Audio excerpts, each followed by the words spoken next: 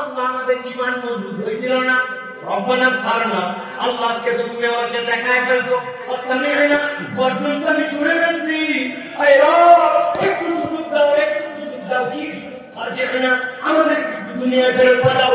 এই তোরা তো দুনিয়া থেকে এখানে আসছিস, কেন আবার যেতে চাস? আল্লাহ একটা কেবল কাজ করার জন্য যেতে চাই, নাহনু সালিহা, আমার হিসাব মেলে নাই, নেক কাজের পাল্লাটা হালকা। আল্লাহ এবার ফেরত পাঠাও, আমরা পূর্ণ ঈমান দিয়া ঠিক ঠিক করে নেক কাজ করে বাম্পার করে আসবো। হুজুর থাকবে তো? থাকবে না? আল্লাহকে বলবো, আল্লাহ ধান কাটার সিজন ছিল, তুমি তো জানো না, ওই সময় না কাটলে কত ঝামেলা। আমের মুকুলের মধ্যে ওই সময় বিষ মারার সময় ছিল, মাল খাচ্ছা মানে ওই সময় জোরের সময় যদি ফস করে যায় নামাজ পড়ি, তুমি তো জানো না আল্লাহ আমের রুটির কত ক্ষতি হতো। আছে না? আমাকে সিদ্ধান্ত নিয়ে 11 জন দাঁড়াইছে। ওই দিনও তারা জানে যে হত্যা করে ফেলতে পারি, কিন্তু আমানত যেইগুলা দিছে ওইগুলার খেয়ানত হবে না। একবার হিসাবটা একটু মিলানোর চেষ্টা করেন। যারা সবাই মিলে সিদ্ধান্ত নিতে এই লোককে দুনিয়াতে বিদায় করবে, তাহলে উচিত ছিল তারা আমানত গুলা নিয়ে নেওয়া, কিন্তু আমানত পর্যন্ত নেয় নাই। হযরত আলী রাদিয়াল্লাহু তাআলাকে নবীজি মুয়াক্কিল বানাই দিয়ে গেছেন। বুঝানোর জন্য বলছি, ওই নবীকে পাথর নিক্ষেপ করেছে, সাহাবায়ে কেরামকে কষ্ট দিয়েছে। খাব্বাবের কষ্ট, খোবায়েবের কষ্ট, সাইয়েদনা বেলালের কষ্ট কে জানে না। আল্লাহ বলছেন এইগুলো আপনি দেখেছেন ইয়া রাসূলুল্লাহ, কিন্তু কিয়ামতের দিন আপনাকে একটা ভিন্ন দৃশ্য দেখাবো। ওয়ালাউ তারা, আপনি ওই দিন যদি দেখতেন। এইটার ব্যাখ্যায় মুফাসসিররা বলছেন আল্লাহ রাব্বুল আলামিন নবীজিকে মাকামে মাহমুদে বসাবেন। আল্লাহ যেরকম সামনে পুরোটা কিয়ামতের ময়দান দেখতে পাবেন, আল্লাহ এমন মর্যাদায় আপনার আমার নবীকে বসাবেন, হাসরের ময়দানটা নবীজি সাল্লাল্লাহু আলাইহি ওয়াসাল্লামের সামনে উন্মুক্ত হয়ে যাবে। উম্মতেরা বিভিন্ন নবীর কাছে যাবে, শেষ পর্যন্ত আমার নবীর কাছে আসার পরে আল্লাহ নবী সাল্লাল্লাহু আলাইহি ওয়াসাল্লাম সিজদায় পড়বেন। আল্লাহ যখন বলবেন মাথা উঠান, এরপরে নবীজি প্রথম সুপারিশ করবেন, যেই সুপারিশের দ্বারা কাফের, মুশরিক, হিন্দু, বৌদ্ধ, নাসারা সবাই বেনিফিটেড হবে। হিসাবটা অন্তত শুরু করেন। এইটা সুপারিশ হচ্ছে প্রথম সুপারিশ। আল্লাহ রাব্বুল আমিন বলছেন, ওই দিনে আল্লাহ রাব্বুল আমিন যখন আপনাকে বসাবেন, আপনাকে আল্লাহ একটা দৃশ্য দেখাবেন। কি দেখাবেন? আল্লাহ বলছেন, ওয়ালাউ তারা ইযু কিফু আলান নারি ফাকালু ইয়া লাইতানা নুরাদ্দু ওয়ালা নুকাল্লিবা বিআয়াতি রাব্বিনা। আল্লাহ বলছেন, যখন জাহান্নামীদেরকে জাহান্নামের সামনে হাঁকায় নিয়ে আসা হবে, জাহান্নামের সামনে দাঁড়ানো মাত্র ফুতিয়াতা বোয়া বোয়া জাহান্নামের দরজা খুলে যাবে, খেয়ে ফেলতে যাবে, পাসওয়ার্ড মিলে গেছে। আল্লাহ বলবেন দাঁড়াও, তারা কি যেন বলতেছে একটু শোনো তো। সব জাহান্নামীরা জাহান্নামের সামনে বলতে শুরু করবে, ইয়া লাইতানা, আমাদের বড় আফসোস। কেন তোমাদের আফসোস? সাথে সাথে বলবে নুরাদ্দু, যদি একবার সুযোগ পাইতাম আমরা দুনিয়ায় ফেরত যেতে চাই। আওয়াজ দিয়ে বলতে হবে, হাসরের ময়দান থেকে কি দুনিয়ায় ফেরত আসা যাবে? তোমরা তো জানো তাহলে হাসরের ময়দান থেকে দুনিয়ায় আসা যাবে না। কেন দুনিয়ায় যেতে চাও? চিৎকার করে তারা বলতে শুরু করবে, এমনি এমনি তো যেতে চাই না। ওয়ালা নুকাযযিবা বিআয়াতি রাব্বিনা ওয়া নাকুনা মিনাল মুমিনিন। দুনিয়ায় আমাদের দুইটা অপরাধ ছিল। আল্লাহ, তোমার কত আয়াত আমরা মানছি আর কত আয়াত আমরা মানি নাই। তোমার আয়াতকে আমরা অস্বীকার করছিলাম আর আমরা পূর্ণ ঈমানদার হতে পারি নাই। এবার খালি দুনিয়ায় পাঠায় দেখো, আমরা পূর্ণ ঈমানদার হয়ে তারপরে ব্যাক করব। সুযোগ থাকবে তো? এখন আমাদের কাছে যদি জিজ্ঞাসা করা হয়, আমরা তো ঈমানদার এখানে, কিন্তু আমরা কেউ এরকম আছি কিনা যে আমরা আল্লাহর আয়াতকে অস্বীকার করি? আছে নাকি? কথা বলতে হবে, আছে নাকি? বলছে আওয়াজ করে নাই, কিন্তু একটু হিসাব মিলাই তো। আমি দুইটা লোক চিনি তানোরের অঞ্চলে, তাদের পরিচয়টা আপনাদের কাছে দিয়ে যায়। আল্লাহ রাব্বুল আলামিন জুমার দিনের জন্য ঘোষণা দিয়েছেন, ইযা নুদিয়া লিস-সালাতি মিন ইয়াউমিল জুমআ ফাসাউ ইলা যিকরিল্লাহ। যখন জুমার আযান হয়ে যাবে, ব্যবসা বন্ধ, দোকানপাট বন্ধ, ধান লাগানো বন্ধ, মাঠের ঘাস তোলা বন্ধ, পুকুরের মাছ ধরা বন্ধ, গোয়ালের কাজ করা বন্ধ। আল্লাহ বলছেন ফাসাউইলা যিকরিল্লাহ, আল্লাহর জিকিরের জন্য দৌড় দাও। হাঁটাহাঁটি করা যাবে না, দৌড়ায় মসজিদে চলে যাও। আল্লাহ সালাতের কথা বলেন নাই, জিকিরের কথা বলছেন আগে, সালাত পরে। কিন্তু এই বান্দা এত ব্যস্ত, আল্লাহর দেওয়া সময় আল্লাহরে হাইকোর্ট দেখাইছে, দেখায় আসে না, আসতে সোয়া একটার সময়, তাও মসজিদে ঢোকে না, মসজিদের সামনে দাঁড়ায়া ফেসবুক ঠেলে, ইউটিউব ঠেলে, শীতের দিনে রোদ পোয়ায়। তারপরে যেই খবর পাইছে মুয়াজ্জিন ডাক দিছে, কদ কামাতিস সালাহ, শিশুর কাটে দৌড় দিছে, এক জুতা মসজিদের বারান্দায়, আরেকটা ভিতরে। এরকম মুসল্লি আপনার এলাকায় আছেন ভাই? তারপরেও তো নামাজ পড়ছে অন্তত, তার মানে জুমার আয়াতটা অন্তত স্বীকার করে নামাজটা আদায় করছে। কিন্তু জুমার মসজিদ থেকে আসরের সময় ডাক আসছে হাইয়া আলাস সালাত, মাগরিবে ডাক আসছে হাইয়া আলাল ফালাহ। যেই আল্লাহর ডাকে আপনি জুমায় আসলেন, ওই আল্লাহর ডাকে আপনি মাগরিবে আসলেন না, আসরে আসলেন না, ফজরে আসলেন।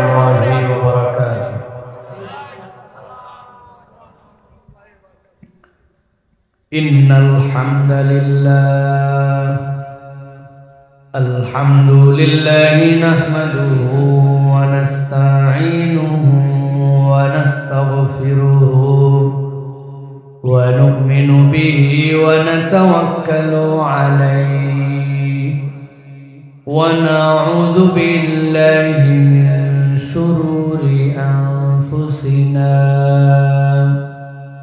ومن سيئات أعمالنا، من يهد الله فلا مضل له ومن يضلل فلا هادي له، وأشهد أن لا إله إلا الله وحده لا شريك له، وأشهد أن سيدنا وحبيبنا وطبيب قلوبنا محمد الذي أرسله بالحق بشيرا ونذيرا وداعيا إلى الله بإذنه وسراجا منيرا. فقد قال الله سبحانه وتعالى في كلامه المجيد وفي فرقان الحميد: أعوذ بالله من الشيطان الرجيم. بسم الله الرحمن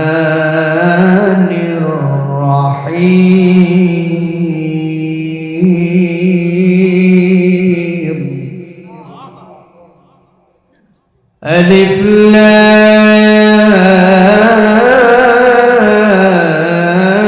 لام ميم.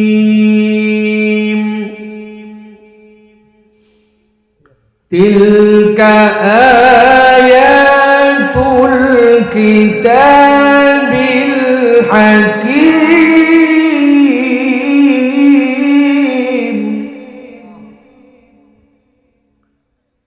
هدى ورحمة للمحسنين الذين يقيمون الصلاة ويؤتون الزكاة وهم بالآخرة هم يوقنون.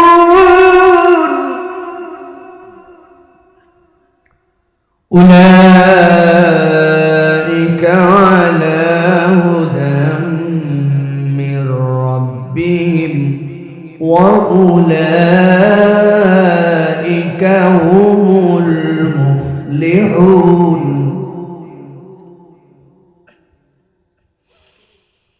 أولئك على هدى من ربهم وأولئك هم المفلحون.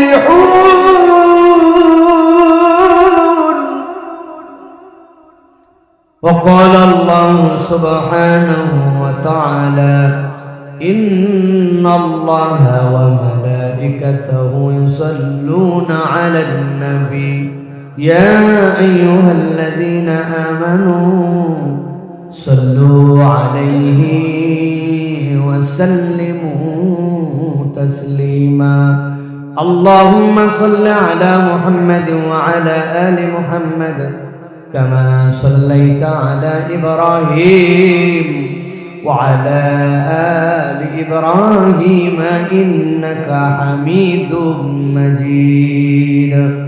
اللهم بارك على محمد وعلى آل محمد كما باركت على إبراهيم وعلى آل إبراهيم إنك حميد مجيد.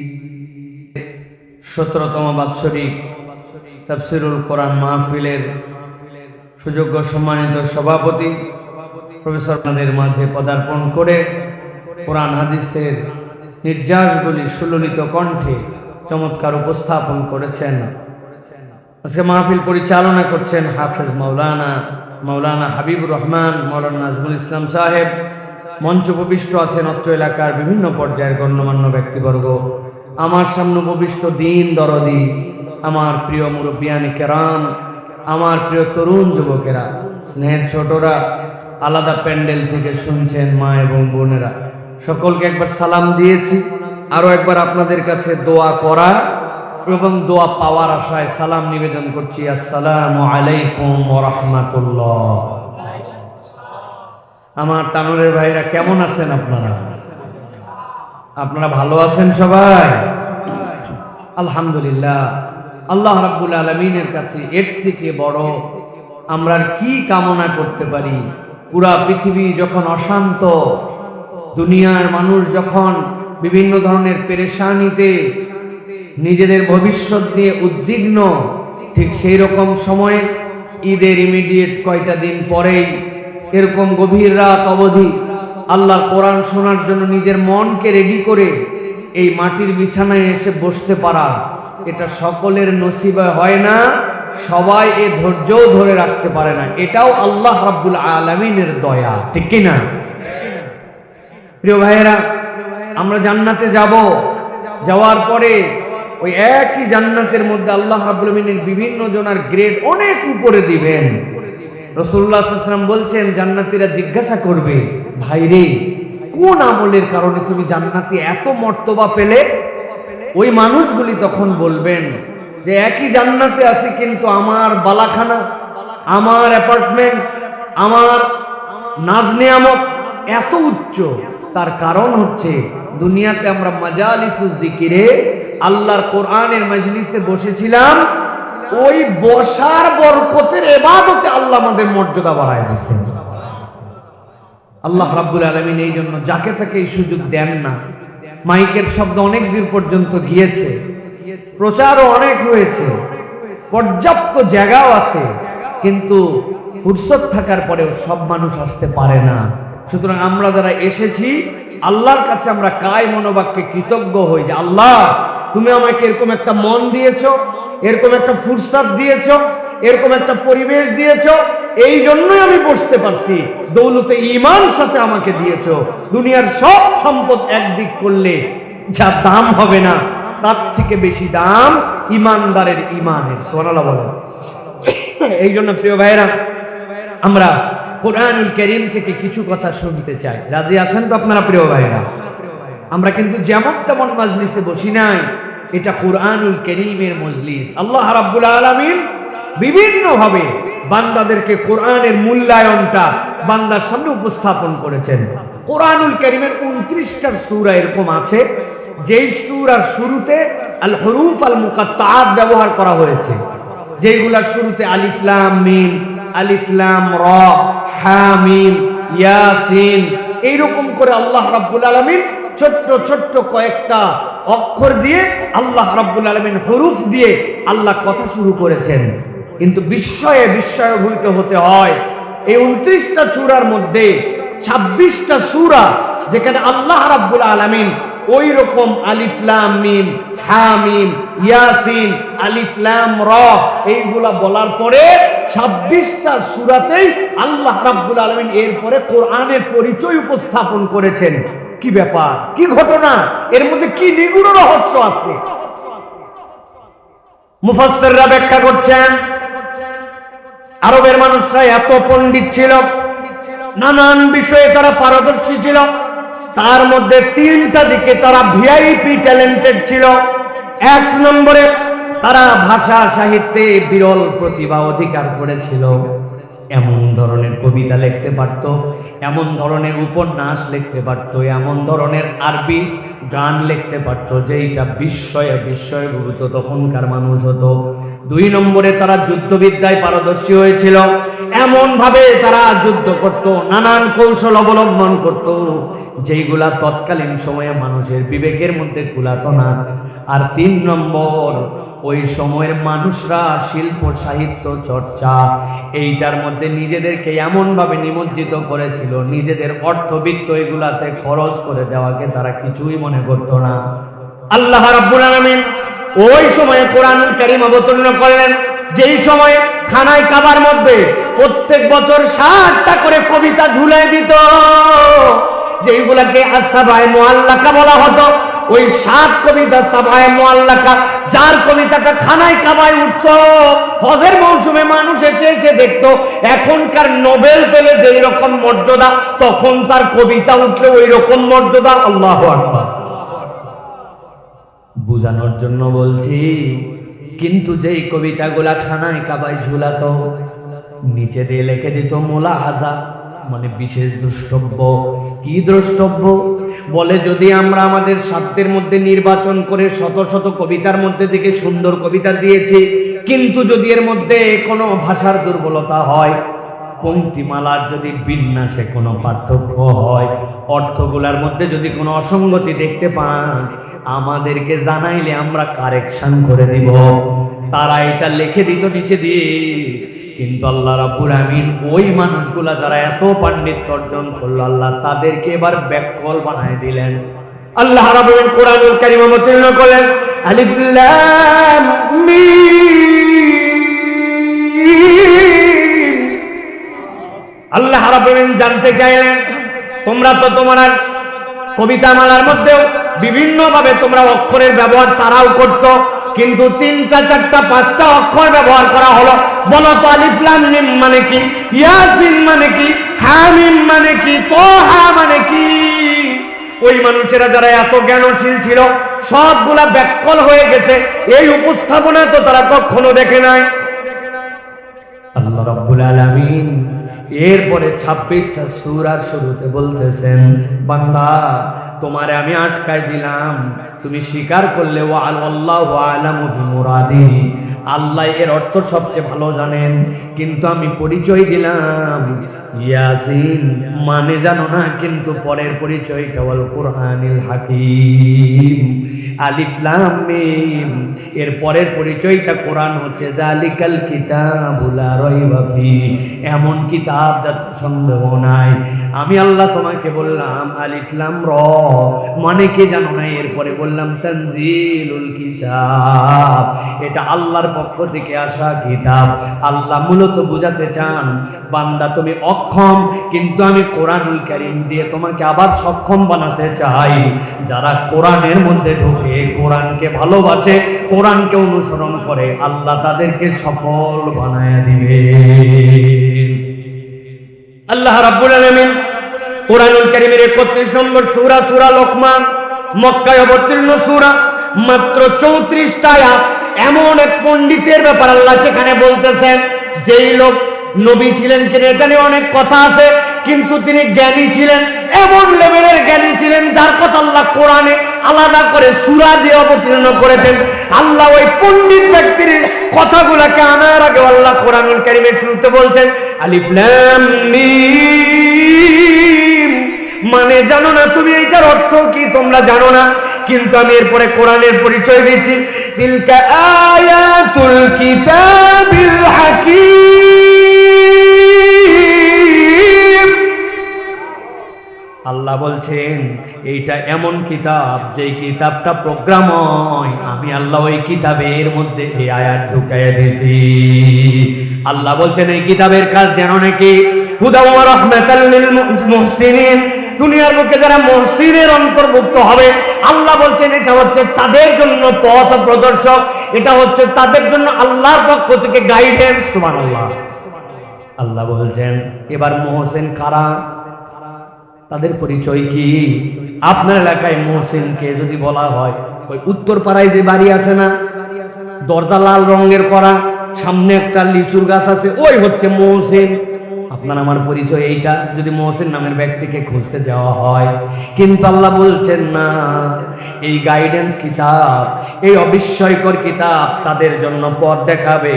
আল্লাযীনা ইউকিমুনাস সালাহ, দুনিয়ায় যারা নামাজ প্রতিষ্ঠার সাথে থাকবে, নামাজের সাথে থাকবে, ওয়া ইউতুনাজ যাকাত, আর যারা যাকাত আদায় করবে, ওয়া হুম বিল আখিরাতি হুম ইউকিনুন, আর তারা জানে দুনিয়ার জীবনই আমার একমাত্র জীবন নয়, এই জীবনের পরে পরকাল নামক একটা জীবন আছে, ওই জীবনের প্রতি বিশ্বাসী। আল্লাহ বলছেন এই তিন গুণ যে আছে, আমি আল্লাহ তাকে মুহসিন বলে ডাক দিলাম। আল্লাহ এরপরে বলতেছেন উলাইকা আলা হুদাম মির রাব্বিহিম ওয়া উলাইকা হুমুল মুফলিহুন। আল্লাহ বলছেন আমি আল্লাহ গ্যারান্টার হলাম তারা সঠিক রাস্তার উপরে আছে, আর আমি আল্লাহ আরো বললাম তারা সফল কাম হবে। আল্লাহ রাব্বুল আমিনের এই কথার বিন্যাসগুলি আমার যোগ্যতা কম, আপনার দিলের মধ্যে হয়তো ঢুকাতে পারবো না, কিন্তু একবার ঠান্ডা মাথায় বোঝেন। আল্লাহ এমন অক্ষর দিয়ে শুরু করলেন, আল্লাহ জানতে চাইলেন তুই মানে জানিস নাকি? কত পণ্ডিত তুই, কত জানিস তুই, বল দেখে আলিফ লাম মিম মানে কি? হা হয়ে গেছে আল্লাহ আমি জানি না, আমি অক্ষম হয়ে গেলাম। আল্লাহর পরে সক্ষমতা দেখাচ্ছেন, স্পিড ব্রেকার দিয়ে তোমাকে থামাই দিয়েছেন, এখন তুমি আবার নতুন করে জীবনের গতিপথ শুরু করো। আল্লাহ বলছেন এটা প্রজ্ঞাময় কোরআনের আয়াত, আর ওই কোরআন তোমাকে বলতেছে মুহসিন যে সে সফল কাম হবে। আর মুহসিনের পরিচয় আল্লাহ বললেন এই তিন কাজের মধ্যে থাকলে আমি আল্লাহ গ্যারান্টার হলাম রাস্তা ঠিক আছে, আশা করা যায় তোমরা সফল হয়ে যাবে। সুবহানাল্লাহ।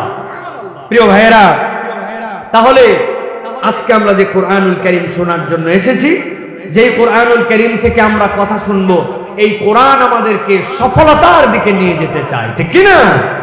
কোরআন আমাদেরকে সফল কাম বানাতে চায়, কোরআন আমাদেরকে এনলাইটেড করতে চায়, কোরআন আমাদেরকে আলোকিত করতে চায়, কোরআন আমাদেরকে পৃথিবীর সর্বশ্রেষ্ঠ ব্যক্তিত্বে পরিণত করতে চায়। সুবহানাল্লাহ।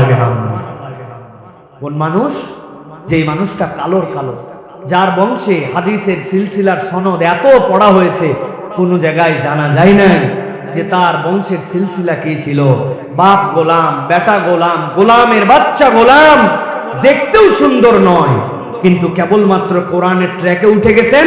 আল্লাহ বলেছেন আমি মুফলিহুনদের মধ্যে অন্তর্ভুক্ত করেছি। আল্লাহ নবীকে আল্লাহ মেরাজে নিছেন, আর জান্নাত আল্লাহ ডেমনস্ট্রেশন দেখানোর সময় আল্লাহ নবী শুনলেন একটা জুতার শব্দ পাই, চেনা চেনা লাগে, এই হাঁটাটা তো আমি চিনি, এই কাশিটা তো আমি চিনি। চিনি না ওরকম? আমার বাপ কেমনে কাছে, আমার বাপের জুতা চলার হাঁটা কেমন বোঝা যায়। আল্লাহ নবী দুনিয়া আসার পরে বললেন ওই লোকটাকে, বেলাল আমি তো আল্লাহর মেরাজে তোমার খরমের শব্দ শুনছি, কি আমল করো তুমি, আমলটা কি তোমার? সুবহানাল্লাহ বলবেন না? দুনিয়ায় থাকা অবস্থায় জান্নাতের ট্র্যাকে চলেছেন। আল্লাহ রাব্বুল আলামিন দুনিয়ায় থাকা অবস্থায় জান্নাতে তার খড়মের শব্দ শুনিয়েছেন। বেলাল রাদিয়াল্লাহু তাআলা বলেছেন ইয়া রাসূলুল্লাহ আপনি যা বলেন তার বাইরে তো কিছুই করি না। না কিছু একটা বলে, ইয়া রাসূলুল্লাহ যতবার ওযু করি আমি চিন্তা করি আল্লাহ আমারে এত সুন্দর একটা প্রক্রিয়ায় পাক বানায় দিলেন, কেমনে বসে থাকি? আমি 2 রাকাত তাহিয়াতুল ওযুর নামাজ পড়ে ফেলি। আল্লাহ নবী বলেন, আল্লাহ তোমার এই আমল এত পছন্দ করেন যে আল্লাহ আমারে জান্নাত দেখানোর সময় তোমার পায়ের শব্দ জীবিত বেলাল মদিনায়, আর আল্লাহ জান্নাতের শব্দ শুনাইছেন মেরাজে। সুবহানাল্লাহ। এই জন্য প্রিয় ভাইরা, আমরা তো সেই বেলালের ইমানেরই উত্তরাধিকার নাকি?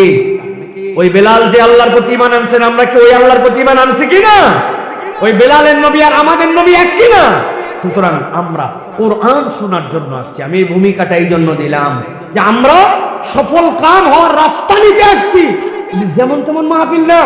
আপনি মনে করেন না বক্তা বিনোদন দিবে, বক্তা আনন্দ দিবে, খানিকক্ষণ আপনি এখানে মজ মাস্তি করে একটা চিল মুড নিয়ে চলে যাবেন না। এটা মাহফিলের টার্গেট নয়।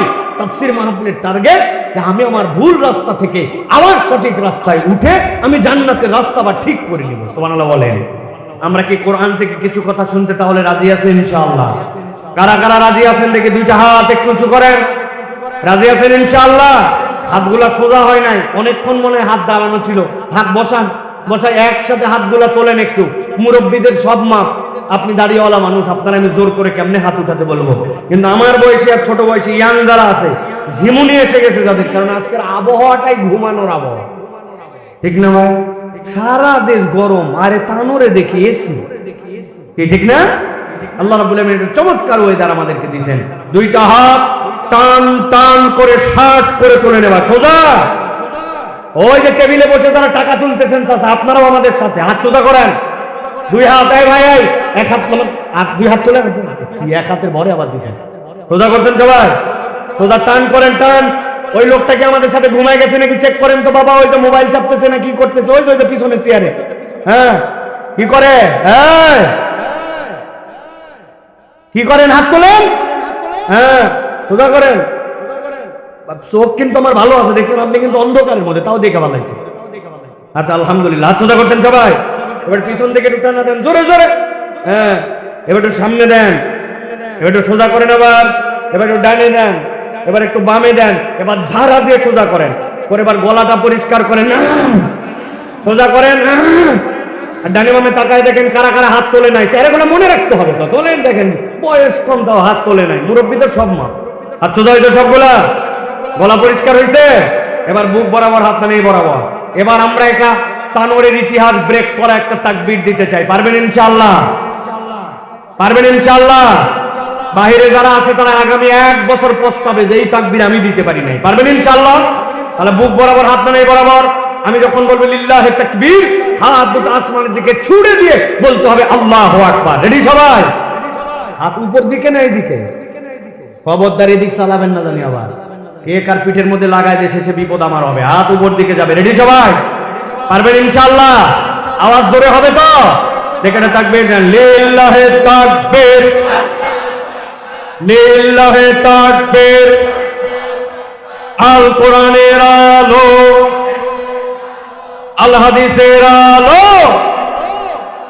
তোমার নেতা আমার নেতা, তোমার নেতা আমার নেতা। আলেম ওলামা যেখানে, আল্লাহর আইন যেখানে, কোরআন সুন্নাহ যেখানে, গান বাজনা যেখানে, হারাম অন্যায় যেখানে, 2 নম্বরই যেখানে, চান্দাবাজি যেখানে, লিল্লাহি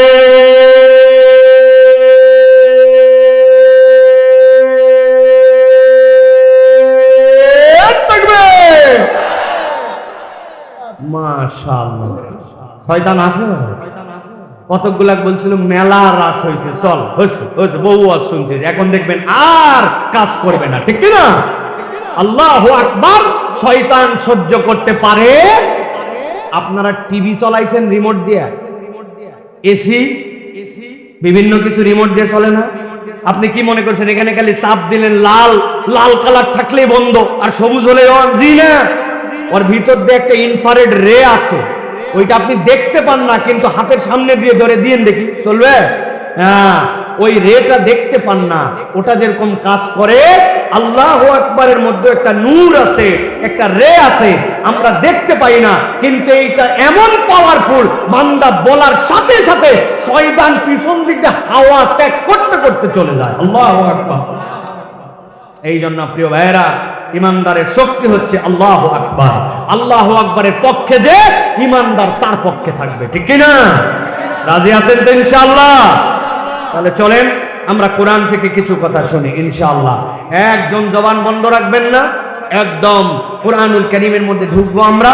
আল্লাহর শেখানো পদ্ধতিতে তাউজ তাসমিয়া পড়ে আমরা একদম চমৎকার ভাবে ঢুকবো। সকলে আস্তেই হোক আর জোরেই হোক, কিন্তু জবানটা ছেড়ে দিয়ে মা বোনরা যারা আছেন আস্তে মৃদু কণ্ঠে, আপনারাও এদিক সেদিক না ফিরে আপনারা মুতাওয়াজ্জিহ হন কথার দিকে। সকলে চলেন কোরআনে ঢুকে আমার সাথে পড়েন, আউযু বিল্লাহি মিনাশ শাইতানির রাজিম, বিসমিল্লাহির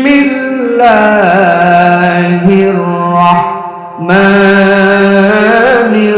রাহিম। ولو ترى إذ وقفوا على النار فقالوا يا ليتنا نرد ولا نكذب بآيات ربنا ونكون من المؤمنين। صدق الله العظيم। ছোট্ট দুইটা প্রশ্ন করব, এরপরে আমরা আলোচনায় প্রবেশ করব। সেটি হচ্ছে, এই দুনিয়ায় যে জীবনে আমরা আছি এ বিষয়ে আমাদের বিশ্বাস আছে কিনা যে দুনিয়ার জীবন একদিন আমি চাই বা না চাই, আমি আল্লাহকে মানি বা না মানি, আমি ইমানদার হই বা বেঈমান হই, আমাকে এই দুনিয়ার জীবন একদিন শেষ করতে হবে। এটাকে আমরা বিশ্বাস করি? আমি সবাই করি, তারপরেও আমি আপনাদের জানার স্বার্থে জিজ্ঞাসা করলাম, একটু উত্তর দেন, আমরা কি এটা বিশ্বাস করি? ওই বিশ্বাস না করলে কি সমস্যা? বিশ্বাস না করলেও কিছু যায় আসে না। আল্লাহ কোরআনে চ্যালেঞ্জ দিয়ে রাখছেন, কুল্লু নাফসিন যায়িকাতুল মাউত। অনেকেই আমাদের সাথে ডিবেট করতে আসে কোরআনের এই বিষয়, আপনার সাথে কথা আছেন বলে মতো কথা নাই, আগে একটা আয়াত সমাধান করে তারপর আলোচনায় আসো। আল্লাহ বলছে জীবন আছে যার, মরণ আছে তার, তুই বেটা 250 বছর বাইসে থাক, তারপরে দেখা হবে তোর সাথে। তুই কোরআনের এই আয়াতই অস্বীকার করতে পারিস না, বাকি তোর সাথে কিসের কথা? ঠিক না? সব কথা তো আমি বুঝবোই না। আল্লাহ সব কথা বুঝলে তো আমার আর আল্লাহর মধ্যে পার্থক্য থাকতো না। তো কিছু কথা তো বুঝবো না, ব্যাক কর। এই কথাটা বুঝছি, এইটার সাথে তুই আমার সাথে একমত হ। আর কয় হুজুররা ঘাড় তেরা, তাদের সাথে কথা বলা যায় না। আসলে তুমি হচ্ছে ব্যাক কল, ঠিক না প্রিয় ভাইরা? তাহলে আমাদের মৃত্যু আছে। 2 নম্বর জিজ্ঞাসা, মৃত্যুর পর আল্লাহর সামনে একদিন আমাদেরকে উঠতে হবে। উঠার পরে পুঙ্খানুপুঙ্খ আল্লাহর সামনে হিসাব দিতে হবে। এই দল হচ্ছে প্রকৃত ঈমানদার। এটা কি আমরা বিশ্বাস করি কিনা? বিশ্বাস করে আলহামদুলিল্লাহ। তাহলে আল্লাহর সামনে উঠবো এবং আল্লাহর কাছে আমাদের যেতে হবে। কিন্তু আজকে আমি আপনাদের সামনে যে বিষয় আলোচনা করতে চাই, আল্লাহর সামনে যে আমরা উঠবো, সব মানুষ আল্লাহর সামনে একভাবে উঠবে না। আল্লাহ এত রহমান, আল্লাহ কোরআনুল কারীমের মধ্যে এটা জানাই দিয়ে রাখছেন, কিয়ামত হয় নাই, বিচার ফায়সালা হয় নাই, মানুষ উঠে নাই।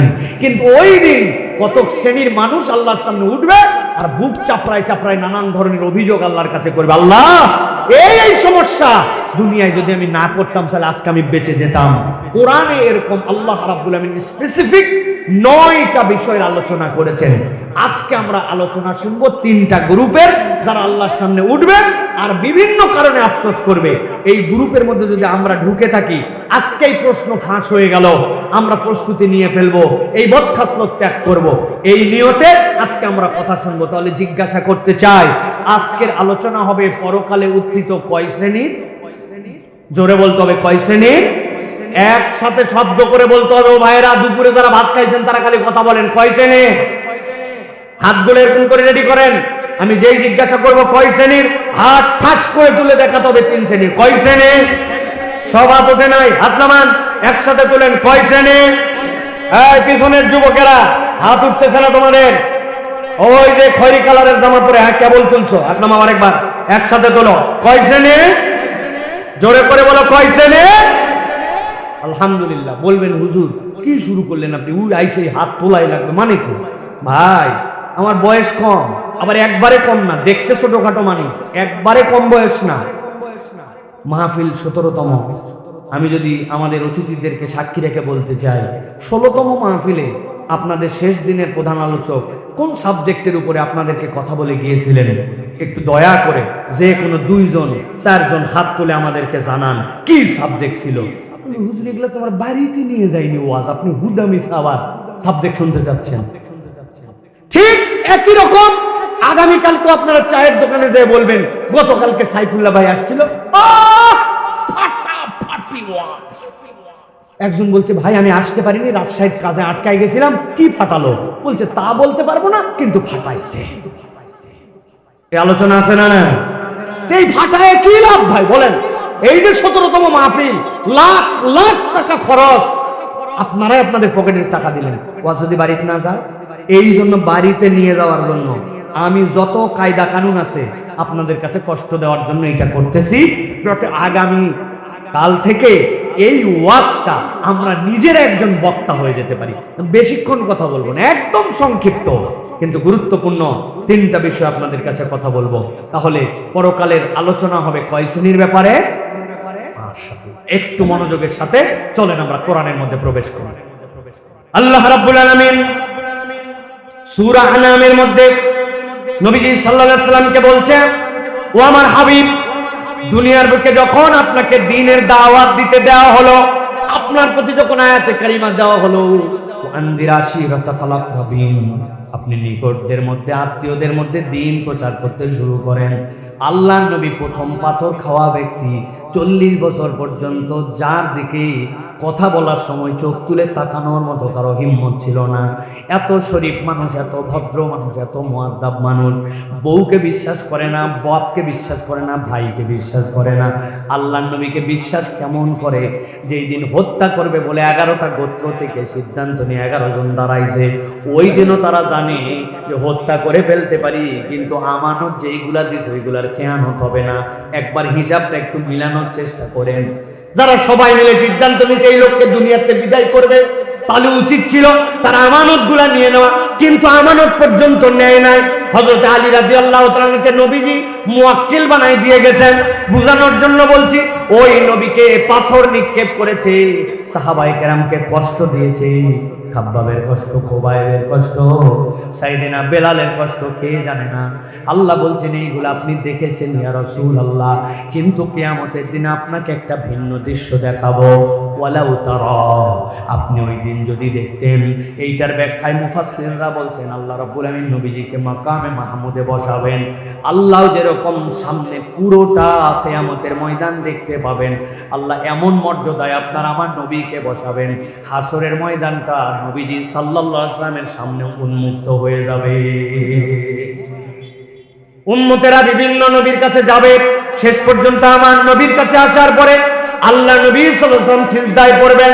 আল্লাহ যখন বলবেন মাথা উঠান, এরপরে নবীজি প্রথম সুপারিশ করবেন, যেই সুপারিশের দ্বারা কাফের, মুশরিক, হিন্দু, বৌদ্ধ, নাসারা সবাই বেনিফিটেড হবে। হিসাবটা অন্তত শুরু করেন। এইটা সুপারিশ হচ্ছে প্রথম সুপারিশ।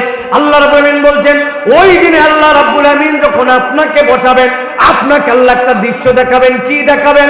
আল্লাহ বলছেন, ওয়ালাউ তারা ইযু কিফু আলান নারি ফাকালু ইয়া লাইতানা নুরাদ্দু ওয়া লা নুকাল্লিবা বিআয়াতি রাব্বিনা। আল্লাহ বলছেন, যখন জাহান্নামীদেরকে জাহান্নামের সামনে হাঁকায় নিয়ে আসা হবে, জাহান্নামের সামনে দাঁড়ানো মাত্র ফুতিয়াতা বোয়া বোয়া জাহান্নামের দরজা খুলে যাবে, খেয়ে ফেলতে যাবে, পাসওয়ার্ড মিলে গেছে। আল্লাহ বলবেন দাঁড়াও, তারা কি যেন বলতেছে একটু শোনো তো। সব জাহান্নামীরা জাহান্নামের সামনে বলতে শুরু করবে, ইয়া লাইতানা, আমাদের বড় আফসোস। কেন তোমাদের আফসোস? সাথে সাথে বলবে নুরাদ্দু, যদি একবার সুযোগ পাইতাম আমরা দুনিয়ায় ফেরত যেতে চাই। আওয়াজ দিয়ে বলতে হবে, হাসরের ময়দান থেকে কি দুনিয়ায় ফেরত আসা যাবে? তোমরা তো জানো তাহলে হাসরের ময়দান থেকে দুনিয়ায় আসা যাবে না। কেন দুনিয়ায় যেতে চাও? চিৎকার করে তারা বলতে শুরু করবে, এমনি এমনি তো যেতে চাই না। ওয়ালা নুকাযযিবা বিআয়াতি রাব্বিনা ওয়া নাকুনা মিনাল মুমিনিন। দুনিয়ায় আমাদের দুইটা অপরাধ ছিল। আল্লাহ, তোমার কত আয়াত আমরা মানছি আর কত আয়াত আমরা মানি নাই। তোমার আয়াতকে আমরা অস্বীকার করছিলাম আর আমরা পূর্ণ ইমানদার হতে পারি নাই। এবার খালি দুনিয়ায় পাঠায় দেখো, আমরা পূর্ণ ইমানদার হয়ে তারপরে ব্যাক করব, সুযোগ থাকবে তো? এখন আমাদের কাছে যদি জিজ্ঞাসা করা হয়, আমরা তো ইমানদার এখানে, কিন্তু আমরা কেউ এরকম আছি কিনা যে আমরা আল্লাহর আয়াতকে অস্বীকার করি? আছে নাকি? কথা বলতে হবে, আছে নাকি? বলছে আওয়াজ করে নাই, কিন্তু একটু হিসাব মিলাই তো। আমি দুইটা লোক চিনি তানোরের অঞ্চলের, তাদের পরিচয়টা আপনাদের কাছে দিয়ে যায়। আল্লাহ রাব্বুল আলামিন জুমার দিনের জন্য ঘোষণা দিয়েছেন, ইযা নুদিয়া লিস-সালাতি মিন ইয়াউমিল জুমআ ফাসাউ ইলা যিকরিল্লাহ।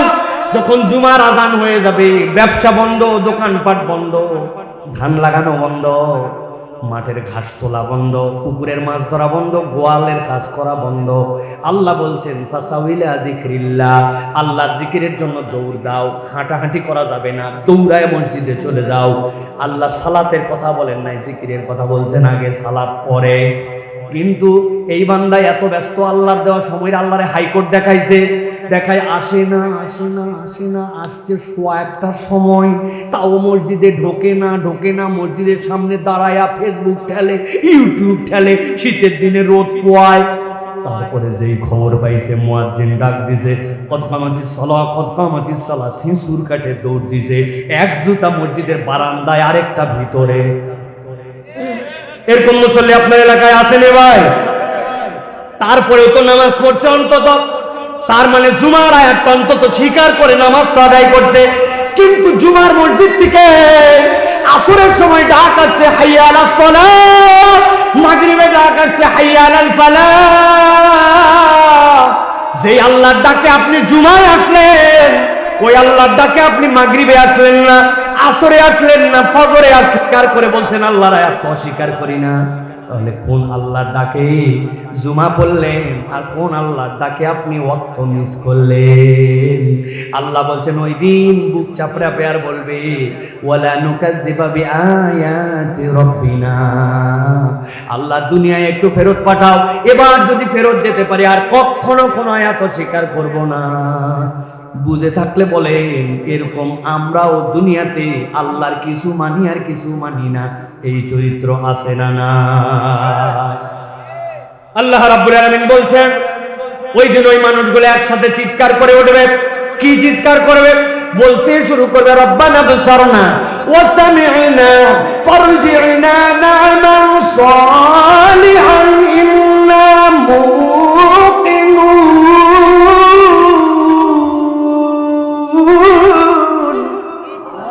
এই রব্বুল আলামিন, তুমি তো আমাদেরকে জাহান্নামের আযাব এখন দেখাই ফেলছো। এইটা নিয়ে আমাদের কত না কনফিউশন ছিল।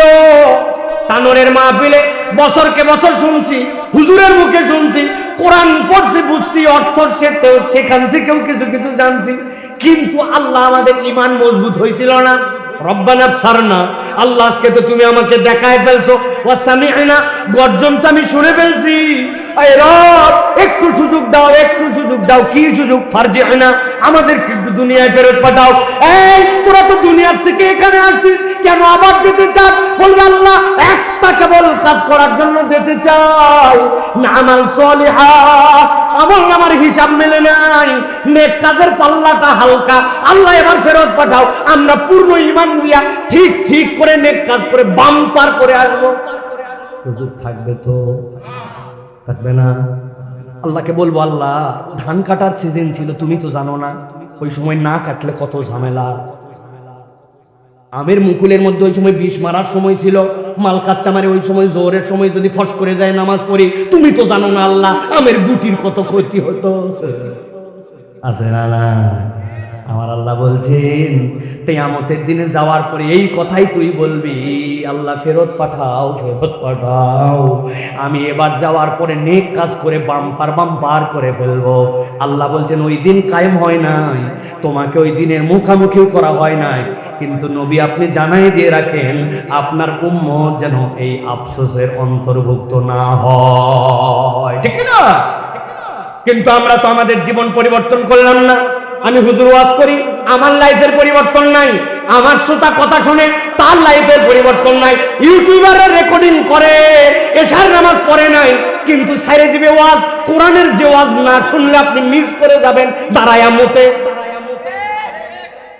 চিনি আমি এরকম অনেক, কাউকে ইন্ডিকেট করে বলতেছি না, সকলের আমাদের দোষ আছে। কিন্তু ওই দিন যাওয়ার পরে যখন সময়ের স্রষ্টা আল্লাহ বলবেন, তুই আমারে সময়ের হাইকোর্ট দেখাইছিলি, এখন তুই জাহান্নামের দিকে যা। আল্লাহ কোরআনে ডিটেইলস করেছেন সেইটা, ওয়াসিকাল্লাযীনা কাফারু ইলা জাহান্নামা যুমারা হাত্তা ইযা জাউহা ফুতিহাত আবওয়াবুহা। আপনার মোবাইলে প্যাটার্ন লক দিতে পারেন, আপনার মোবাইলে পাসওয়ার্ড দিতে পারেন, কিন্তু আধুনিক মোবাইলে কিচ্ছু লাগে না। আমার মেয়ে এসে বলতেছে, বাবা তোমার তো 2 হাত মাখা, কিন্তু কে যেন কল করে তোমাকে মেসেজ দিতে। বললাম, মা আমার মুখ বরাবর ধর। মুখ বরাবর ধরছে, সাথে সাথে মোবাইল খুলে যায়। এটা কি কোনো কঠিন কাজ? এখন আল্লাহ বলছেন জাহান্নামের সামনে আসার সাথে সাথে তোমার জাহান্নামের দরজা খুলে যাবে, আর জাহান্নামে নিক্ষেপের আগে জিজ্ঞাসা করা হবে, আফসোস করো কেন? আমি কি নবী পাঠাই নাই? সে কি তার বার্তা তোমাদের কাছে দিয়ে যায় নাই? আমরা শোনার জন্য শুনে গেলাম, মানার জন্য শুনি না। আজকের থেকে তাহলে 1 নম্বর দলে আমরা থাকবো না। 3টা অপরাধ আল্লাহ আয়াত পূর্ণ স্বীকার করতে হবে। বুঝে ধরলেও মানি, না ধরলেও মানি। ঈমান কোনো ঘাপলা চলবে না। নেক আমল কোনো অজুহাতেই ত্যাগ করা যাবে না। এটা 1 নম্বর আলোচনা শেষ। এবার চলেন 2 নম্বর গ্রুপের দিকে আগাই আমরা।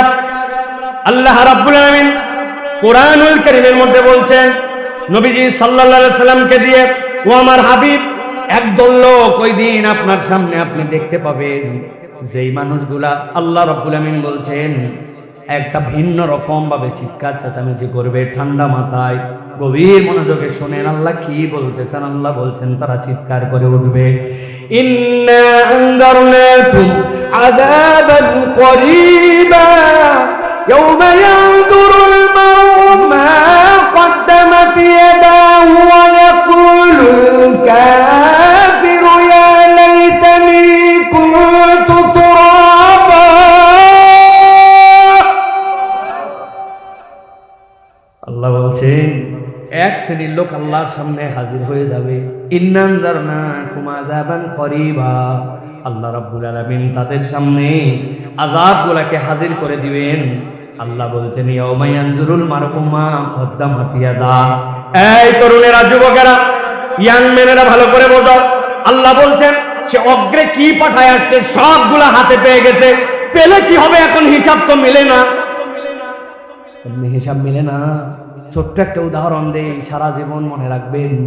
আপনারা ইন্টারনেট ব্যবহার করেন, ডাটা ইউজ করেন মোবাইল থেকে, এরকম লোক আছে না? না। আপনি যেই কোম্পানির মোবাইল ব্যবহার করেন ওই কোম্পানি অফার দিছে আগামী 24 ঘন্টার মধ্যে মোবাইলে 110 টাকা যদি থাকার এইটা যদি এত এত নম্বরে সেন্ড করেন 1 মাস মেয়াদি 100 জিবি ইন্টারনেট আপনাকে দিবে। অফারটা কি ভালো না মন্দ? ভালো। 110 টাকা। আরে এটা বলার জন্য বললাম, ওরা বাপ দাদার জন্য দিবে না, ওরা হাওয়ার ব্যবসা করে চুষে খায়, সত্যি না? কিন্তু ধরেন 110 টাকায় আপনাকে অফার দিবে, আপনি মোবাইলের সাথে সাথে চেক করছেন, এই সিমটা আপনি 3 বছর ধরে ব্যবহার করেন, চেক করে দেখেন আপনার মোবাইলে আছে 109 টাকা 90 পয়সা। লাগবে কত? 110 টাকা লাগবে। শর্ট কয় পয়সা? আওয়াজ দিয়ে বলতে হবে, কয় পয়সা শর্ট? 10 পয়সা শর্ট আপনার। আপনি চিন্তা করছেন বিগত 3-4 বছর ধরে মোবাইল ব্যবহার করতেছি, আগামী 3-4 বছরও করবো, এটা আমার প্রিয় নাম্বার, হাজার হাজার টাকার মধ্যে ঢুকাইছি, 10 পয়সা নেই, তো কি ব্যাপার হইতে নাকি? নাম্বার চাপছেন, 100 জিবি ইন্টারনেট নেওয়ার জন্য অমুক নাম্বারে পাঠায় দিয়েছেন, সাথে সাথে আপনার মোবাইলের মধ্যে মেসেজ রিপ্লাই আসছে, you have not sufficient balance, please recharge, then you will try again. আপনার মোবাইলে পর্যাপ্ত ব্যালেন্স নাই, আপনি পর্যাপ্ত ব্যালেন্স ঢুকায় তারপরে আবার চেষ্টা করেন। কত বড় বেয়াদব! 109 টাকা 90 পয়সা আছে আর আমারে কই ব্যালেন্সই নাকি নাই। শর্ট ব্যাক করলাম আর 10 পয়সা। আপনি এই সিম অনেকদিন ব্যবহার করছেন, আগামীতেও করবেন, কিন্তু এইগুলো একটা আবেগও কাজ করবে না। 10 পয়সা শর্ট থাকলে আপনি প্যাকেজ পাবেন না, কথা ঠিক কিনা? তখন আল্লাহ বলছেন এইটুকু বোঝো আর এইটা বোঝো না। আল্লাহ বলছেন ইয়াউমা ইয়ানজুরুল মারউ মা কদ্দামাত ইয়াদা, সবগুলা তার সামনে চলে আসছে, দেখছে ব্যালেন্স তো মিলে না, চিৎকার করে বলতে শুরু করবে ইয়াকুলুল কাফিরু ইয়া লাইতানি কুনতু তুরাবা, আজকে যদি আমি মাটি হয়ে যেতাম বড় বেশি ভালো হতো। নবী বলছেন এত কিছু থাকতে মাটি হতে চাইলো কেন? মুসনাদ আহমদের হাদিসের মধ্যে আল্লাহ নবী বলছেন তার একটা কারণ আছে। দুনিয়ার বুকে কতকগুলা ভেড়া, দুম্বা, কতকগুলা পশু একসাথে চলাফেরা করছিল। চলাফেরা করার সময় একটার শিং লম্বা লম্বা আর একটা শিং ওঠে নাই। খাওয়ার সময় গুতাগুতি করে, যেইটার শিং উঠছে ওইটার শিং নাই, যেইটা ওইটারে গুতায়। দেখছেন না? কুত্তা যেটা এতগুলা খাবার আছে, শক্তি আছে, অতগুলা খাইতেও পারবে না, কিন্তু আরেকজনকে খাইতে দেয়, করে খেতায় আবার নিজে খাইতে আসে না নাই? আল্লাহ নবী বলছেন ওই দিন আল্লাহ দুইজনকে সামনে আনবেন, আনার পরে হিসাব বরাবর করবেন। তোর শিং ছিল না, তোর শিং ছিল, এখন শিং উঠাইতে বলবেন, তুই গুতা দে। যেই না গুতা দেওয়া হবে সাথে সাথেই এই বিচার ফয়সালা কমপ্লিট হওয়ার পর আল্লাহ তাদেরকে মাটি হয়ে যেতে বলবেন। দুনিয়ার যত চতুষ্পদ জন্তু সব মাটি হয়ে যাবে। এইটা দেখে ওই দিন যাদের আমল নামার সামনে ভয়াবহ ময়দানে ওরা চিন্তা করবে আজকে যদি মাটি হয়ে যেতাম তাইলে তো ভালো হতো। কিন্তু ওই দিন কি মাটি হওয়ার সুযোগ থাকবে আমাদের? আল্লাহ রাব্বুল আমিন বলছেন যেই না এই কথা বলবে আল্লাহ রাব্বুল আমিন এমন রাগ করা করবেন তাদের ব্যাপারে। আল্লাহ কোরআনুল কারীমের মধ্যে বলছেন ইয়াকুলু ইয়া লাইতানি কদ্দামতু লিহায়াতি ফায়াউমাইযিল লা ইউযিবু আযাবাহু আহাদ ওয়া লা ইউযিকু ওয়াসাকাহু আহাদ। আল্লাহ বলছেন যেই না তারা বলবে আল্লাহ আমাদের আমলনামা তো পাইছি, বড় বিপদ। আল্লাহ বলছেন যদি এই কথা বলো, আল্লাহ সাথে সাথে বলছেন তাদেরকে এমন শাস্তি দেওয়া দিব, এমন বাধা বাঁধবো যেইটার তুলনা হতে পারে না। আল্লাহ এই কথা কেন বললেন? কোরআন আল্লাহ নিজেই সেটার ব্যাখ্যা করছেন। কিয়ামতের দুই শ্রেণীর মানুষ হয়ে যাবে। এক শ্রেণীর মানুষকে ডাক দিয়ে আল্লাহ বলবেন আম্মা মানুতিয়া কিতাবাহু বিয়ামিন। আল্লাহ যখন ডান হাতে আমলনামা দিবেন আল্লাহ বলছেন হিসাব সহজ হয়ে যাবে। খুশিতে তারা লাফাতে শুরু করবে। গরুর বাছুর দেখছেন না 3-4 দিন বয়সে এ লোপাথারি লাফায়। আত্মীয়দের কাছে যাই বলবে দেখো দেখো আমার আল্লাহ আমার ডান হাতে বিচার দিয়া কি আমার জন্য হিসাব সহজ করে দিয়েছেন। ওই লোক যখন এই কাজ করবে আল্লাহ ফেরেশতাদের তারা ডাক দেওয়াবেন, আরে ব্যাককল এখনো তো অনেক নিয়ামত তোমার বাকি আছে। সালামুন কওলাম মির রব্বির রহিম, আল্লাহর পক্ষ থেকে নাজ নিয়ামত সালাম নিয়ে যাও। এই দলের বিপরীতে আরেক দল আল্লাহ রাব্বুল আমিন বলছেন ওয়া আম্মা মান উতিয়া কিতাবাহু বিশিমালিহি, আরেক দলের আমলনামা বাম হাতে দেওয়া হবে। বিষয়টা এরকম হবে না, এদিকে আসো, বাম হাত দাও আমলনামা নিয়ে চলে যাও। না না, আল্লাহ বলছেন যার আমলনামা বাম হাতে দেওয়া হবে দুনিয়ায় এর থেকে বড় শাস্তি সে দেখে নাই। জাহান্নামে যাওয়ার আগে এর থেকে বড় শাস্তি আর কিছু হবে না। একদল ফেরেশতা আসবে, হাতটাকে পিছন দিয়ে টান দিবে, টান দেওয়ার পরে হাতটা বড় করে ঘুরায় ফেলবে, মুচড়ায় নখগুলাকে দিয়ে যার হাত তার বক্ষ পেছন দিক থেকে ভেদ করে দিবে। আল্লাহু আকবার। আল্লাহ বলছেন ওয়ারা আযহারি ফাসাউফা ইয়াদউ সুবুরা, ওই দিন আর কেউ তাকে সহযোগিতা করতে পারবে না। পেছন থেকে হাত আসবে, ওই বান্দা তখন চিৎকার করে বলতে শুরু করবে ইয়া লাইতানি লাম উতা কিতাবিয়া ওয়া লাম আদরি মা হিসাবিয়া ইয়া লাইতাহা কানাতিল কাদিয়া। আল্লাহ আমার যদি বিচারই না হতো, আমার যদি হিসাবই না হতো, আমার যদি মৃত্যুই শেষ হয়ে যেত, তুমি জাহান্নামে দিলে দাও, কিন্তু আমি তো এটা সহ্য করতে পারি না। বলেন তো একবার হাসরের ময়দানে ওঠার পরে আর মৃত্যু হওয়ার সুযোগ আছে? বিচারের মুখামুখি না হয়ে কি পালায় যাওয়ার মতো কোনো রাস্তা আছে? 2 নম্বর কোর্ট বানায়া, 2 নম্বর বিচারক বানায়া, আন্তর্জাতিক আদালত নাম দিয়া আলেমদেরকে ফাঁসি দেওয়ার মতো ওইখানেও কি কোনো সিচুয়েশন ক্রিয়েট করা যাবে নাকি? আমার আল্লাহ রাব্বুল আমিন বলছেন তাহলে তোমরা বাঁচবে কেমনে? 2 নম্বর, এই গ্রুপ থেকে যদি আপনার নাম আমার নাম কাটাতে হয় আল্লাহ বলছেন দায়িত্ব হচ্ছে ওয়াল তানজুরু নাফসুম মা কদ্দামাত লিগাদ, আগামীর জন্য কি পাঠাচ্ছ হিসাব করে প্রত্যেকটা ধাপ ফেলো। তুমি হিসাব করলে না, কোনো ক্ষেত্রে তুমি তোমার আল্লাহর সাথে হিসাব মিলালে না। এই মুরব্বি, আপনার মুখে এখনো দাড়ি নাই কেন? 60 বছর বয়স হয়ে গেছে, কি ব্যাপার দাড়ি কাটেন কেন? বলতেছে রাখতে তো চাই, কিন্তু আমার বউ অত পছন্দ করে না। বউ পছন্দ করে না জন্য দাড়ি রাখে না। সামনে বিয়ে শাদী হবে বলে যুবক দাড়ি কাটে। অথচ আল্লাহ রাব্বুল আলামিন বলছেন ওয়াল তানজুর নাফসুম মা কদ্দামাত লিগাদ।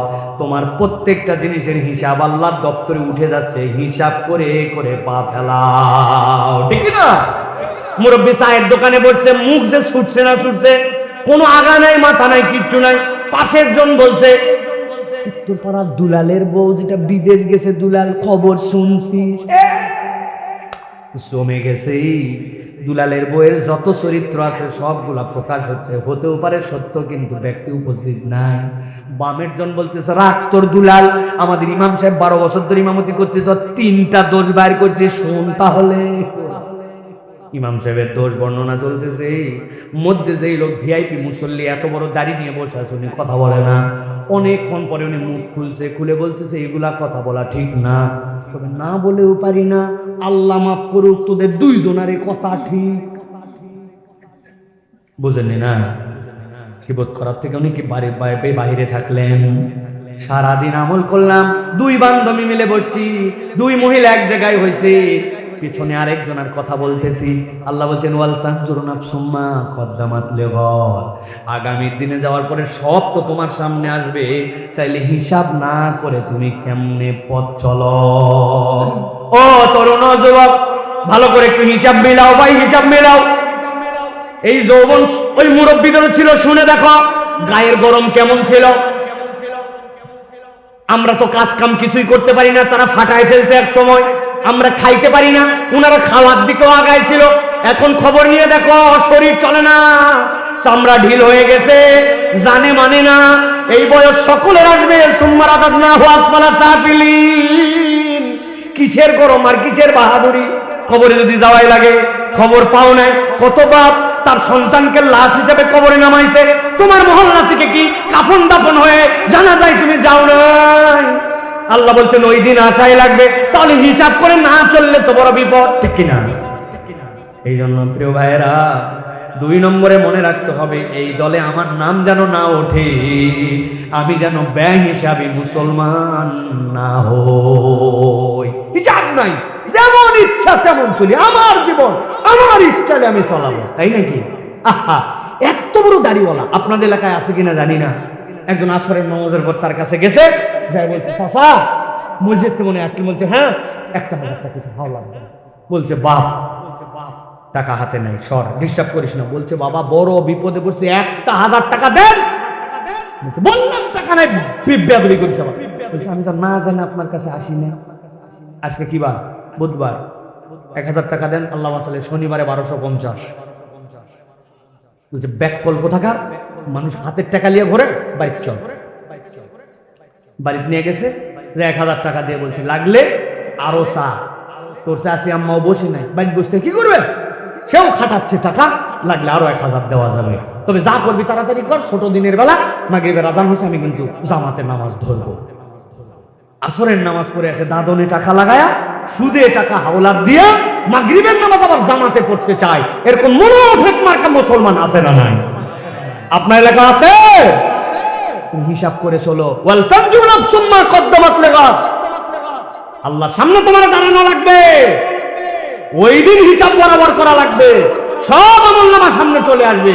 পণ্ডিতি করছে নবীজি 1450 বছর আগে আসছিল, ব্যাংক ছিল না, বিমা ছিল না, ইন্টারনেট ছিল না, ট্রেড ছিল না, ইম্পোর্ট এক্সপোর্ট ছিল না। এখন সব কিছুতে একটু সুদ লাগে, যাহা সুদ উহাই মুনাফা। এই পার্টি আছে না? না যাইও, যাওয়ার পরে আল্লাহ খিল্লাতি ধরায় দিবে একবারে। এই জন্য প্রিয় ভাইরা হিসাব করে চলেন। আপনি মাল কাস মারার আগেও হিসাব করেন। আমার আল্লাহ বলছে পুরুষের সতর নাভির উপর থেকে হাঁটুর নিচে, আমি কোন অজুহাতে মাল কাজটা মারলাম হিসাব করেন। আল্লাহ হিসাবের খাতায় লিখবে আল্লাহ। অপরের বাচ্চা একটু উন্নতি করে গেছে, আপনার জলে। অপরের মেয়ের বিয়ে ভালো জায়গায় হয়েছে, আপনার মন কুসকুস করে, আছে না নাই? কেউ দেখে না, কিন্তু আলিমুম বিজাতিস সুদূর, অন্তরের এই হিংসা বিদ্বেষের খবরও রাখে। আপনার পার্টি করে না, দল করে না বলে আপনি ওরে দেখতে পারেন না। আল্লাহ জানে কিনা? তাহলে এটা 2 নম্বর গ্রুপ। এই গ্রুপের মধ্যে আমাদের কখনো ঢোকা যাবে না। আজকের শেষ আলোচনা, শেষ পয়েন্ট, তরুণ যুবকদের জন্য, ইয়াংদের জন্য আল্লাহ যেন কোরআনুল কারীমের মধ্যে বিশেষায়িতভাবে বলতেছেন, একদল লোক বড় বিপদে কিয়ামতের দিনে উঠবে। আল্লাহ বলছেন, নবী আপনি জানায় দেন, তারা হাত দুইটা এরকম করবে, করার পরে নিজের বুকের দিকে নিবে, নেওয়ার পরে কপালের মধ্যে চাপড় মারবে আর বুকের মধ্যে চাপড় মারবে। আসরের ময়দানে সবাই দেখবে এরা কপাল চাপড়ায় আর বুক চাপড়ায়, আর মুখ দিয়ে একটা কথা বলতে শুরু করে দিয়েছে, ইয়া ওয়াইলাতা লাইতানি লাম আত্তাখিজ ফুলানান খলিলা। হায় আফসোস, হায় কপাল পোড়া আমি যদি অমুককে বন্ধু না বানাতাম, আমি যদি অমুকের সাথে বন্ধুত্ব না করতাম। আল্লাহ বলতেছেন ফুলান, অমুকটা, এই অমুকের জন্য আজকে আমার এই বিপদ। আল্লাহ ফেরেশতাদেরকে বলবেন, এই সন্তোষ হন, অমুকের নামে এত দোষ দেয় কি?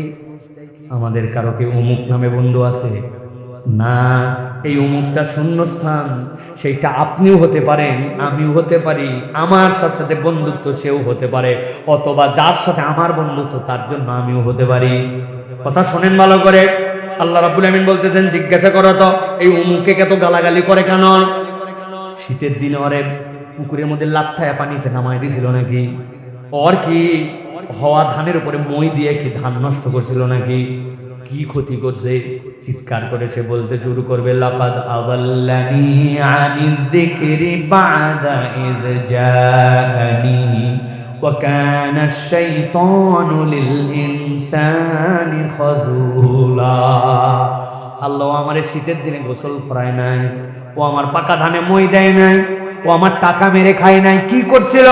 লাকাদ আযাল্লানি আনিয যিকর, আয় রব, আমি তো মায়ের পেটের থেকে দৌলতে ঈমান নিয়ে আসছিলাম, কোরআনের রাস্তা পেয়ে গেছিলাম, হেদায়েত তো পেয়ে গেছিলাম, আল্লাহ কোরআনের পথ তো চিনেই ফেলছিলাম, কিন্তু আমার ওই বন্ধু আল্লাহ যে আমাকে কোরআনের রাস্তা থেকে নামাই দিয়েছিল, আর আমি শয়তানের ধোকায় পড়ে গেছিলাম। কেমনে? এই বন্ধু আপনাকে কেমনে ধোকা দিল? 2-1টা উদাহরণ দেই, মেলে নাকি দেখেন তো তানোরের সাথে। দোস্ত 2 জন একসাথে ঘরে, বলছে দোস্ত বিড়ি ফাঁকে যায় খাবি, বিড়ির গন্ধ আমি সহ্য করতে পারি না, কিন্তু বন্ধুত্ব নষ্ট করে নাই। বিড়ি করে সাথে 10 দিন ঘুরছে, ঘোরার পরে যেই না ওই ছেলে বিড়ি ধরাইছে, বলছে তোর পরে কিন্তু ফার্স্ট ফল আমি, মানে এরপরে আমি টানবো। 10 দিনের দিনে বিড়ি যেইটার গন্ধ সহ্য করতে পারতো না, বিড়ি করে সাথে থাকতে থাকতে বিড়ি কর হইছে। এরকম নজির আছে না নাই? আপনি জানেন না, গলির মধ্যে সিপার মধ্যে মারে। এবার ঈদের সময় বলছে দোস্ত কি এক বিড়ি খাওয়াস, কোনো দমই আসে না, বলছে বুদ্ধি পাইছি, এই যে বিড়ি দিয়ে গেলাম, তুই খালি ভিতরের মাল ফেলা, আমি আসতেছি।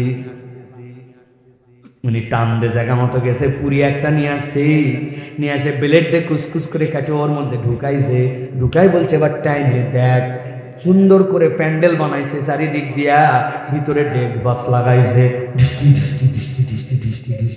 আর ওদিকে উনি টান দিচ্ছে আর বলছে এক টানেতে যেমন তেমন, 2 টানেতে রাজা। তানোর অঞ্চলে উহার নাম গাজা।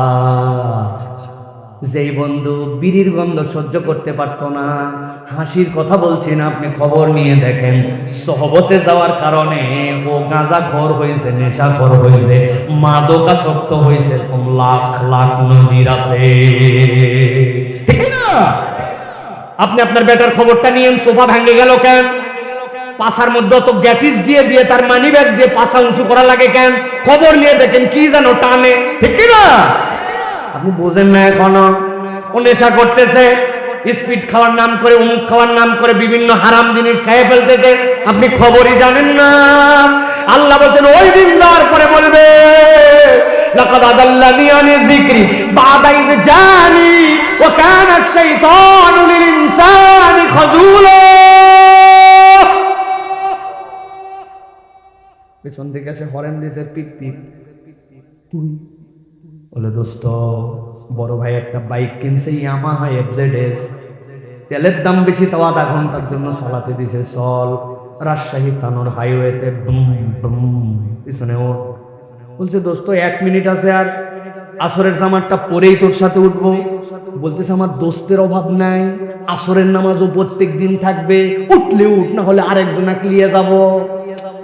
টেনশনে পড়ে গেছে, কথা তো ঠিক, একটু পরেও আসর পড়া যায়, আবার যদি এর সাথে না যায় বন্ধুত্ব গাঢ় হয়ে থাকবে না, পাতলা হয়ে যেতে পারে, সুযোগও প্রত্যেক দিন আসবে না। ওয়াকানা শাইতানুল ইনসানি খাজুলা, শয়তান পিন মেরে দিছে।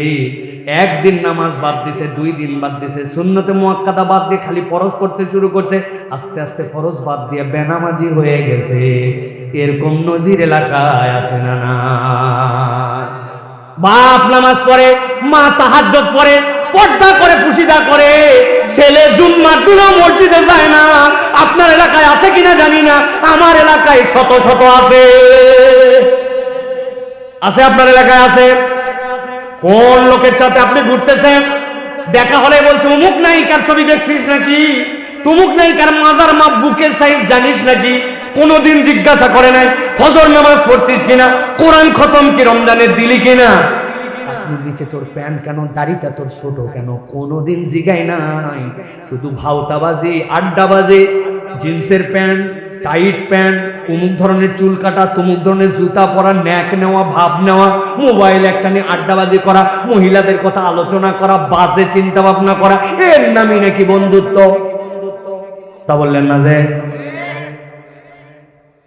খানায় কাবার ইমামের কাছে জিজ্ঞাসা করেছিল একজন, শায়েখ আমার বন্ধুকে, এটার প্রমাণ কি, বুঝবো কেমনে? ব্রিলিয়ান্ট উত্তর দিছেন কাবার ইমাম, তোমার বন্ধু সে যার কাছে আসলে পাপ করতে তোমার লজ্জা হয়, সে তোমার বন্ধু, আর ভালো কাজের আগ্রহ হয়, সে তোমার বন্ধু। এর বিপরীত যা সবগুলা তোমার শত্রু। আন্দাজি ঠিক বলেন না? আপনি আপনার বাপের সামনে ওই কাজ করতে পারেন না, মায়ের সামনে করতে পারেন না, চাচার সামনে পারেন না, জনসম্মুখে পারেন না, কিন্তু ওই কাজটাই আপনি আপনার বন্ধুর সাথে করতে পারেন, তাহলে সে খারাপ কাজে আপনাকে আগায়, ওইটা আপনার বন্ধু নয়, ওইটা আপনার জাহান্নামে দেওয়ার কারণ, ঠিক না? সব মিলাই নেন। পরে দেখলে জীবনে আপনার নামাজের আগ্রহ হয় না। ও যেরকম চুল কাটছে, আপনি ওরকম চুল কাটার জন্য যায় না, পিতরে বলেন কোন কাছে কাটছিস, উমুকের কাছে। ছাটের নাম কি? কুত্তার ডায়রিয়া হওয়ার পরে লেজ শুকানি কাঠ। আবার কি কাঠ? কুত্তার দেখবেন মাঝে মাঝে সসরা পায়খানা হয়, খোকসার পাতা খায়, ঘাস খায়, জানেন তো? খাওয়ার পরে লেজ শুকায় গেছে, হাগা ভালো হয়ে গেছে, কিন্তু ওর তো আর পানি দিয়ে শোষার অবস্থা নাই। পরের দিন রোদে লেজ শুকায় আবার ভাঁজ বেঁকা হয়েছে, এখন চুলগুলা সব চারিদিকে ছড়ানো, গুয়ের চুল। আপনার এলাকায় কতগুলা দেখবেন এদিক নাই ওদিক নাই, মধ্যে দিয়ে উঁচা করে তুলে দিছে, ওর নাম দিয়েছে কুত্তার ডায়রিয়া হওয়ার পরে লেজের কাঠ। আছে না নাই? ওই বন্ধুকে দেখে আলমারু আলা দীনি খলিলিহি, ও ওই রকম চুল কাটে, ওই রকম করে কথা বলে, ওই রকম করে শেভ করে। আমি আমার কথা বলে দিয়ে চলে যাব, আর জীবনে এখানে আসতে পারবো কিনা জানি না। মনে রেখেন কথাটা আমার নয়, আল্লাহর কথা। আল্লাহ বলছেন, বুক চাপড়ায় বলবে, লাকাদ আদাল্লানি আনি যিকির বাদা ইজ জানি ওয়া কানা শাইতানু লিল ইনসানি খাজুলা। ও তোমার বন্ধু নয়, বন্ধু নয়, ও তোমাকে জাহান্নামী করেছিল। মিলাই নেবেন যাই। এই জায়গায় একটা কথা আছে, মুরব্বীরা আবার বললে মন খারাপ করতে পারে। আমাদের মুরব্বীরা বলে, মানুষ আর নাই বাবা, ভালো মানুষ নাই, আগে ছিল সব খারাপ হয়ে গেল। আছে না? যারা এই মুরব্বী এগুলো কথাবার্তা বলে, এগুলো পুরা 2 নম্বর মুরব্বী। আপনি ভালো হন না, আপনি ভালো হলে তো একটা লোক খুঁজে পায়, নিজে ভালো হবে না, কিন্তু বলবে ভালো লোক না। এই সকল ভণ্ডামি আলাপ বাদ দেন। আমি ভালো হয়ে গেলেই তো একজন আমাকে ভালো লোক খুঁজে পাবে, ঠিক না? অতএব আমার পরিবর্তনের সিদ্ধান্ত এখান থেকে নিতে হবে। এই পর্যন্ত আলোচনা তো ছিল, কিন্তু ঘটনা তো উল্টা ঘটে গেল। আল্লাহ নবী তো দেখতেছেন হাসরের ময়দানে, মনে আছে তো না? এতক্ষণ নবীজি কথা বলেন না, কিন্তু এই পর্যায়ে আল্লাহ নবী বলেন, ইয়া রাব্বাল আলামিন, আমি যাদের জন্য বিচার শুরু করতে বলেছিলাম, সিজদায় পড়েছিলাম, আপনি বলেছিলেন ইরফা রাসাকা ইয়া হাবিবি, মাথা উঠান, ইয়া আল্লাহ এখন আমার একটুখানি বিচার আছে, আমি নিজে এখন কেস দিব একটা। আল্লাহু আকবার। আল্লাহ বলছেন আমার নবী বলতে শুরু করবে ওয়াকালার রাসূল ইয়া রাব্বি ইন্না কওমি ইত্তাখাযু হাযাল কুরআনা মাহজুরা। ও শুধু বলে গেল আমার বন্ধু আমারে বিপদে ফেলছে, আমি দুনিয়ায় ফেরত যেতে চাই, আমল নিয়ে আবার করে আসতে চাই, এই কথা শোনা হবে না। আল্লাহ আমি আপনার কাছে বিচার দিলাম, আমার বিচার আপনাকে করতে হবে। ইত্তাখাযু হাযাল কুরআনা মাহজুরা। ও যে একবারে বুঝে নাই তা নয়, ওর কাছে 17তম বাৎসরিক তাফসীর করা হয়েছে, শত শত কথা শুনছে, কত শতবার যে মসজিদে যে জুমার বয়ান শুনছে, কিন্তু এই কোরআনকে সে খেল তামাশা মনে করছিল। শুনলেই কি আর না শুনলেই কি, আসমান থেকে তো আর ঠাটা পড়ে না। আমি নামাজ না পড়লেই তো বিঘাতে 20 মণের নিচে আমার ধান হচ্ছে, এরকম না। আমি যদি আখ লাগাই, কুষার লাগাই, আমি বেনামাজি হলেই কি আমার কুষার তিতো হয় নাকি? কিছুই তো হয় না। সমস্যা কোথায়? আমার স্টাইলে চলছি। আল্লাহ বলছেন নবী আমাকে বিচার দিবে। আল্লাহ এরা কোরআনকে খেল তামাশা বানাইছে, অতএব বিচার আমারটাও করতে হবে। যেই নবী আল্লাহ প্রদত্ত পাওয়ারে সুপারিশ করবেন আমাদের মুক্তির জন্য, ওই নবী যদি আপনার আমার বিপক্ষে দাঁড়ায় যান, বাঁচার শেষ কোনো উপায় থাকবে? কথা বললেন না যে থাকবে? তাহলে আমরা কেমনে ওই রকম লাইফ লিড করতেছি যেটা আল্লাহ রাব্বুল আলামিন পছন্দ করেন না? 30 রোজা পর্যন্ত হিজাবি, ঈদের দিন উনি 3 পিস। আস্তাগফিরুকা ওয়া আতুবু ইলাইহি। আমি আপনাদেরকে সালাম দেব, আপনারা উত্তর দিবেন, এরপর আপনারা আমাকে সালাম দিবেন, আমরা উত্তর দিয়ে মজলিস ভঙ্গ করব। আসসালামু আলাইকুম ওয়া রাহমাতুল্লাহ। এবার আপনারা সালাম দেন। ওয়ালাইকুম আসসালাম ওয়া রাহমাতুল্লাহি ওয়া বারাকাতুহু ওয়া মা আলাইনা ইল্লাল বালাগ। আরেক পিস কই দেখাই তো যায় না, ওটা একটা দড়ির মতো পেঁচায় পিছনে ফালায় দিছে। কোথায়? আপনি মরা বাড়িতে গেলে পর্দা করে যান, আর আপনি যখন বিয়ে বাড়িতে যান তখন এমন অবস্থা করে যান, ওইটা কোন আর মানব সভ্যতায় মুসলিম তরুণী মুসলিম মহিলা ওরকম করে চলতে পারে না। কেমনে আমি নবীর স্টাইলে চললাম? কথা ঠিক না? হ্যাঁ, ঈদের দিনে মাঠ ভরে গেল, জুম্মার দিনে ভরে গেল, অন্যদের নামাজ বাদ দিলেন, কি হিসাব করে, কোন বিবেচনা করে? একটু হিসাব করে চলা লাগবে ভাই। তাহলে এই 3 দলের আলোকে আমি 2 লেয়ারে আপনাদের কাছে কথা বলেছি। প্রথম লেয়ারে বলেছি কোরআন আমাদেরকে হেদায়েত দিতে চায়, মুহসিনিন বানাতে চায়, আলোকিত মানুষ বানাতে চায়, সফল বানাতে চায়। কোরআন কাউকে বিফল করার জন্য আসে নাই, সেই কোরআনের পক্ষের লোক আমরা, ঠিক কিনা? আর দ্বিতীয় লেয়ারে বলেছি আল্লাহর সামনে আমাদেরকে দাঁড়াতে হবে, আল্লাহর সামনে আমাদেরকে উঠতে হবে। বিশ্বাস সবাই করি, কিন্তু একভাবে সবাই উঠবে না। প্রথম দল বলবে দুনিয়ায় যেতে চাই, আবার আয়াত স্বীকার করে আসতে। দ্বিতীয় দল বলবে নেক আমল একটু করতে চাই। তৃতীয় দল বলবে ওরে আল্লাহ অল্পের জন্য খালি মিস হয়ে যাচ্ছে, এবার খালি পাঠায় দেখো বাম্পার করে ফেলবো। আর একদল বলবে এই বন্ধু না থাকলে আমি বেঁচে যেতাম, যে বন্ধু আমাকে আল্লাহর দিকে ডাকে নাই, যে বন্ধু আমাকে নামাজ পড়ার উৎসাহ দেয় নাই, কোনোদিন ফজরে তোলে নাই, কোনোদিন ভালো কাজে উৎসাহ দেয় নাই, কোনোদিন ওই বন্ধুর কারণে আমি আল্লাহর দিকে এক ধাপ আগাই নাই, বরং পিছাইছি কিছু, ওই বন্ধু বিপদের বাজার করে ফেলবে। এই জন্য এইগুলার থেকে বেঁচে আমাদেরকে আল্লাহর দিকে চলার জন্য চেষ্টা করতে হবে। রাজি আছি ইনশাআল্লাহ? আজকের থেকে আমরা লাইফ পরিবর্তন করার সিদ্ধান্ত নিতে রাজি আছি ইনশাআল্লাহ? হাত তুলে আল্লাহকে দেখেন। আল্লাহ আমাদেরকে তৌফিক দাও। আল্লাহ হাত উত্তোলনের মর্যাদা রাখার মতো আমাদেরকে হিম্মত দাও। আল্লাহ শয়তানি থেকে আমাদেরকে হেফাজত করে, বলেন না আল্লাহুম্মা আমিন। আল্লাহ আমাদের আজকের আশা, আজকের বসা, আজকের আয়োজন, আজকের কথা, আজকের আপনাদের সহযোগিতা সবগুলা আল্লাহ রাব্বুল আমিন যেন কবুল করে নেন, বলেন আল্লাহুম্মা আমিন।